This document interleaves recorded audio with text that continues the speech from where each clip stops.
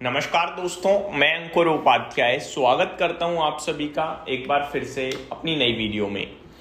दोस्तों, अमेरिका के बाजार में तेजी देखने को मिली है, यूरोप के बाजार में तेजी देखने को मिली है। कल भारतीय बाजार भी अच्छा बंद हुआ था। कच्चा तेल $87 प्रति बैरल पे बंद हुआ है।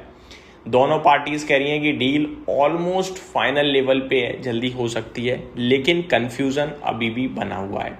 मैं पहले आप सभी के साथ एक एक करके सारी डिटेल शेयर करता हूं, इक्विटी से लेकर कमोडिटीज तक की। उसके बाद आप सभी के साथ दो ऐसे कमेंट शेयर करूंगा जो डिफरेंट हैं।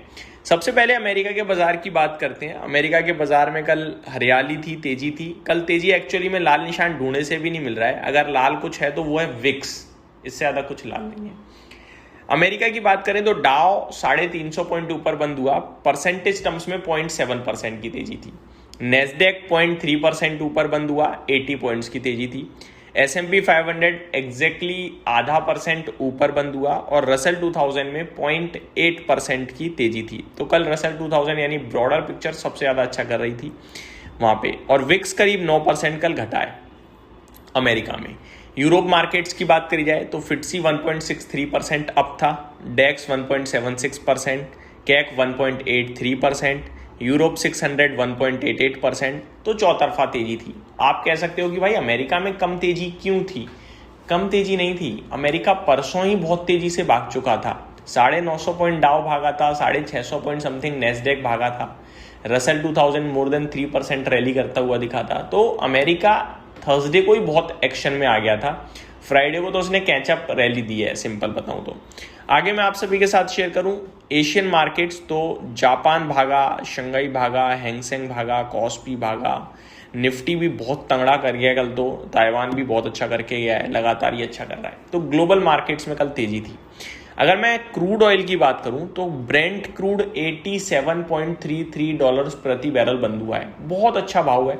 अब आप ये देखो, आप 90 के नीचे कंफर्टेबली आ रहे हो, और 90 के नीचे नहीं हो आप, 90 से काफी नीचे हो, $3 नीचे हो भाई। $87 ऐसा कोई मेरे को हवा वाला भाव नहीं लगता कि डर लगे हमें इससे।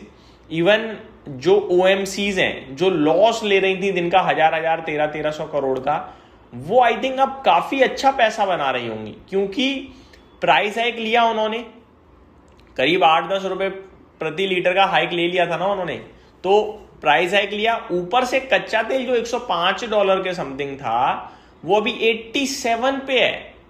समझ रहे हो, $18 प्रति बैरल सस्ता हो गया भाई। तो अब तो कच्चे तेल कंपनियों के मजे ही मजे हैं, कच्चा तेल कह रहा हूं, वो तेल कंपनियों के। तो मेरे हिसाब से IOC, BPCL, HPCL, इनकी यहां से ग्रोथ स्टोरी आ गई सामने। अब ये मान के चलिए अगर कच्चा तेल यहीं सस्टेन कर जाता है तो।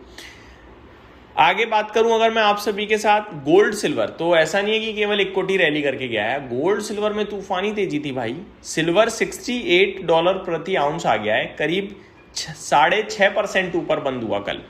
और गोल्ड में 3% की तेजी देखने को मिली है, $40 प्रति आउंस पे आपका गोल्ड आता हुआ दिखा है।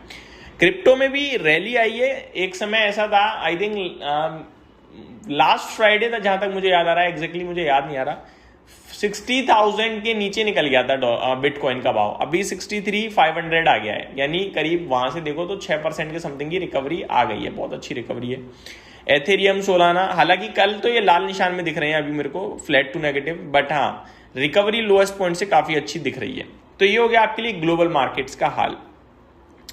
अब आप सभी के साथ कुछ इंपॉर्टेंट चीजें शेयर करना चाहूंगा जो रातों रात डेवलप हुई हैं। तो ईरान की तरफ से आए हैं 2 बयान, एक एक करके दोनों डिस्कस करना चाहूंगा आप सभी के साथ। सबसे पहले मैं आपको बताना चाहूंगा रात में जो ईरान ने कहा है वो क्या कहा है। ईरान का मानना है दोस्तों कि ईरान में अब्बास अराक्ची ने कहा है, end of US blockade and reopening of Hormuz is part of the interim deal.